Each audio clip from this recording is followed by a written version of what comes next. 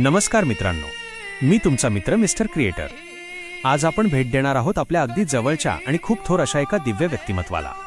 संत, योगी, भक्त, मार्गदर्शक, जे देव म्हणा किंवा संत म्हणा, जे म्हणाल त्यात सहज सामावणारे, ते म्हणजे लाखनवाडीचे संत गुणवंत महाराज। गुणवंत महाराज हे असे संत होते की जे जिथे जायचे तिथे श्रद्धेचं बीज पेरायचे आणि विश्वासाची उगमस्थाने तयार करायचे। लाखनवाडी आणि आजूबाजूचा सारा परिसर आजही त्यांच्या उपस्थितीची जिवंत साक्ष देतो। आज लाखनवाडीला गेलात तर तिथं एक वेगळीच अनुभूती येते, जणू काही हे आपलं घरच आहे, जणू काही आपल्यातलेच कुणीतरी अजूनही तिथं आपल्या स्वागतासाठी उभं आहे। आणि हो मित्रांनो, आजही तिथं प्रसाद म्हणून भजी वाटली जातात आणि भक्त आनंदाने ती घेतात, वाटतात आणि समाधानाने परततात, कारण तिथं फक्त अन्न नाही तर श्रद्धा आणि आशीर्वाद मिळतो। मित्रांनो, संत कधीच जात नाहीत, ते आपल्या श्रद्धेत आणि आठवणीत कायमच जिवंत राहतात।